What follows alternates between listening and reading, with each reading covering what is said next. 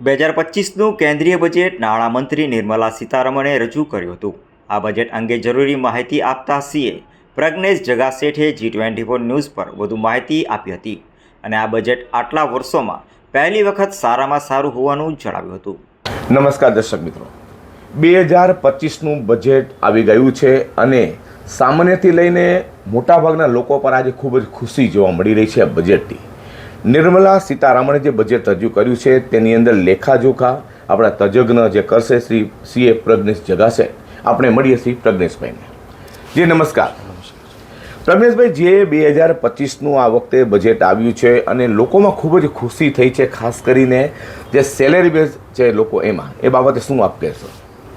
ઘણા વખતે ગવર્મેન્ટ એક મિડલ ક્લાસ બજેટ લઈને આવ્યું છે। ઘણીવાર આપણે કહીએ કે એક બજેટ એગ્રીકલ્ચરિસ્ટ માટે હોય, એટલે જે ખેડૂત વર્ગ છે એને માટે હોય। ઘણીવાર આપણે એમ કહીએ કે ગરીબ વર્ગ માટેનું બજેટ હોય, ઘણીવાર આપણે કહીએ ઇન્ડસ્ટ્રીયલિસ્ટ માટેનું બજેટ હોય। ઘણા વર્ષે એવું આપણે જોવા મળ્યું છે કે એક મિડલ ક્લાસ, જે ભારતનો બહુ મોટો વર્ગ મિડલ ક્લાસ વર્ગ છે, તો મિડલ ક્લાસ વર્ગને કેવી રીતે પૈસા બચાવી શકે, એના બે જે એન્ડ્સ છે તે મેળવી શકે અને પોતાનો ખર્ચ કરવા પછી પણ બચેલા પૈસાને પોતાના રીતે સેવ કરી શકે કે પોતાના ફેમિલી પાછળ ખર્ચી શકે, તે માટેનું આ બજેટ કહીએ તો આને આપણે એક મિડલ ક્લાસ બજેટ કહી શકીએ છીએ। જગાસેઠ, ખાસ કરીને જે બજેટની અંદર સસ્તું જે કરવામાં આવ્યું છે, શું શું સસ્તું છે આપ દર્શક મિત્રોને? બધું જ સસ્તું છે। એક વસ્તુ તમને હું કહું છું કે ગવર્મેન્ટ આજે ભારત દેશની ઇકોનોમી તમે જુઓ તો 50 વર્ષમાં લોએસ્ટ સેવિંગ જો કોઈ રેટ હોય અત્યારે તો એ ભારત દેશનો છે। એટલે 50 વર્ષથી અત્યારે લોએસ્ટ સેવિંગ મિડલ ક્લાસ કરી રહ્યું છે। ટેક્સ ટુ જીડીપી રેશિયો 19.4% છે, એટલે 100 રૂપિયાની સામે 19.4% ગવર્મેન્ટ ટેક્સના મારફતે લઈ લેતું હતું। આ બધું ગવર્મેન્ટને ખબર હતી। મિડલ ક્લાસ એકદમ જ પીસાઈ રહ્યો હતો, એટલે ગવર્મેન્ટે એક નવી સ્કીમ કાઢી, નવું એક વે ઓફ પોલિસી ડિસિઝન લીધું કે let the people, the middle class expand money. એની પાસે પૈસા હશે તો એક્સપેન્ડ કરશે, એક્સપેન્ડ હશે તો ઇકોનોમી વધશે, એક ડિમાન્ડ ઇન્ક્રીઝ થશે અને ડિમાન્ડને લીધે ભારતની ઇકોનોમી જે વેગે ચાલવી જોઈએ, જે આપણા પીએમ મોદી સાહેબનું જે સપનું છે તે વેગ આવશે ઇકોનોમીને, એટલે માટેનું આ બજેટ છે। 7 લાખ રૂપિયાથી 12 લાખ રૂપિયા સુધીની એક્ઝમ્પશન લિમિટ જ્યારે કોઈક ફિનાન્સ મિનિસ્ટર વધારે, એટલે ઓલમોસ્ટ એમ કહેવાય કે 65 to 75% ઇન્ક્રીઝની એક્ઝમ્પશન લિમિટ રિબેટ સાથે, એમાં ઘણું બધું આવે એમાં, પણ 12 લાખ અને સેલેરાઇડ માટે તો 12,75,000 સુધીની આવક પર પર્સન ની જ્યારે તમને ટેક્સ ભરવાનો નથી હોતો। આપણે એક સામાન્ય કેલ્ક્યુલેશન કરીએ કે એક ઘરમાં 4 એડલ્ટ હોય 18 વર્ષની ઉપરના, રાઈટ, તો 12 લાખ રૂપિયા ઇન્ટુ 4 તમે કરો અને એક જો HUF હોય એટલે 60 લાખ રૂપિયા સુધીની આવક પર જ્યારે કોઈ ટેક્સ ભરવાનો નથી હોતો, તો આ વિશાળ જે આપણું એક મિડલ ક્લાસ છે તેને કેટલો રૂપિયો વાપરવા મળશે, અને એ વાપરશે ક્યાં? વાપરશે ભારતમાં જ વાપરશે, ભારતની ઇકોનોમીમાં વાપરશે, ભારતની પરચેઝિંગ પાવર એનો વધશે, અને પરચેઝિંગ પાવર વધશે તો વેગ મળશે। આજે તમે જોશો તો પરચેઝિંગ ઓફ કાર, ટ્રાવેલ, ધાર્મિક travel, purchasing of facilities, luxury, જીવન જરૂરિયાતની વસ્તુઓ, પોતાનું રહેણીકરણી, આ બધામાં જે વેગ આવશે તે અલ્ટિમેટલી આ બધા પર ડિમાન્ડ વધશે તો ટેક્સ વધશે, કારણ કે બધી ખરીદી પર જીએસટી તો છે જ છેલ્લે, એટલે ટેક્સ જીએસટી કલેક્શન અનાયાસે જીએસટી કલેક્શનમાં બહુ મોટો બૂસ્ટ આવશે। જે આજે રિડક્શન, જે 1 લાખ કરોડનું જે એમને એક્ઝમ્પશન, એટલે જે ઓછું કલેક્ટ કરવાના છે ડાયરેક્ટ ટેક્સ, તેને બદલે 3 times મોર ઇનડાયરેક્ટ ટેક્સનું કલેક્શન થાય એવું મારું અનુમાન છે। મિત્રો, આપણે વાત કરી રહ્યા છીએ સીએ જગાસેઠ સાથે, કારણ કે 2025નું જે બજેટ નિર્મલા સીતારમણે રજૂ કર્યું છે તેને કારણે લોકોમાં ખુશી છે। અને પ્રજ્ઞેશભાઈ, આજે તો સવારે એમની આરતી પણ લોકો ઉતારતા નજરે પડતા હતા, તો શેર બજાર ઉપર કેવી અસર થઈ છે, શું કહો છો?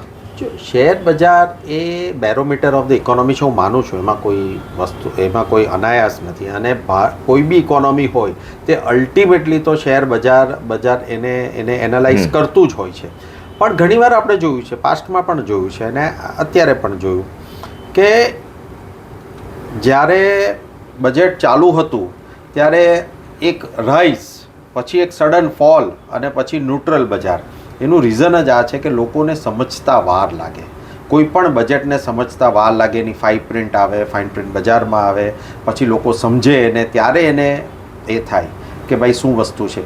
પણ મિડલ ક્લાસ, જ્યારે મિડલ ક્લાસ પાસે પૈસા વધશે તો મને એવું લાગે છે કે consumer electronics, consumer products, FMCG products, આ બધા પ્રોડક્ટ્સના જે બી કંપનીઝ છે તેમાં એક હ્યુજ ઉછાળ આવશે અને એ ઉછાળને લીધે એનામાં જે ડિમાન્ડ છે તે અનેક ગણો એ ડિમાન્ડમાં વધારો થશે અને એ સેક્ટરને બહુ મોટું બૂસ્ટ મળશે. અમે જાણ્યું છે કે થોડા સમયમાં હવે આઈટીનું કે ઇન્કમ ટેક્સનું જે બજેટ છે એ પણ રજૂ થશે, તો એમાં શું નવીનતમ લાગે છે?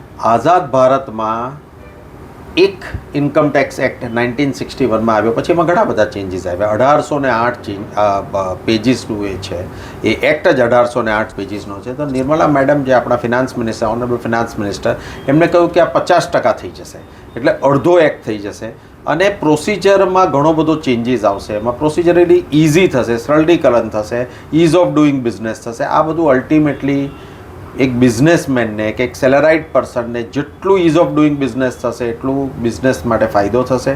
તો બસ નેક્સ્ટ વીકમાં એ ઇન્ટ્રોડ્યુસ કરવાના છે બિલને, અને આપણે આશા રાખીએ કે આ વખતે ચોક્કસપણે આ જે ઇન્કમ ટેક્સ એક્ટ જે નવું બિલ આવવાનું છે તે ચોક્કસપણે સરળ હોય, ભારતના નાગરિકોને રિટર્ન ભરવા માટે ને ઇન્કમ ટેક્સના પ્રાવધાનોને સમજવા માટે અને એનું અમલીકરણ કરવા માટે એ શાંતિથી વિધાઉટ મેજર ડિફિકલ્ટી એ કરી શકે એવું હોઈ શકે એવું આપણે માનીએ. એમાં છેલ્લે આપ દર્શક મિત્રોને શું કહેવા માગો છો બજેટ માટે? હવે એક જ સલાહ છે કે ફિનાન્સ મિનિસ્ટર અને ગવર્મેન્ટે જે પ્રોમિસ કરેલું એ તમને આપી દીધું છે. 12 લાખ રૂપિયા સુધીની ઇન્ડિવિજ્યુઅલ લિમિટ તમને એક્ઝમ્પશનમાં આપી દીધી છે. હવે જો કોઈ માણસ ટેક્સ નહીં ભરે તો એમાં ગવર્મેન્ટનો વાંક તમે નહીં કાઢી શકો. આટલા ઓછા રેટ કદાચ ભારતના ઇતિહાસમાં કોઈ દિવસ ઇન્કમ ટેક્સના રહ્યા નથી. મહેરબાની કરીને આપણા બધા જેટલા નાગરિકો છે, કારણ કે આ પૈસો યુઝ ક્યાં થાય છે? It is used on the defence, it is used on the betterment of the poor, જે પીછડા છે, અતિ પીછડા છે, એને ડેવલપ કરવા માટે છે. રોડ રસ્તામાં ડેવલપ થાય છે, ડિફેન્સમાં ડેવલપ થાય છે. ગવર્મેન્ટને બી પૈસાની જરૂર છે.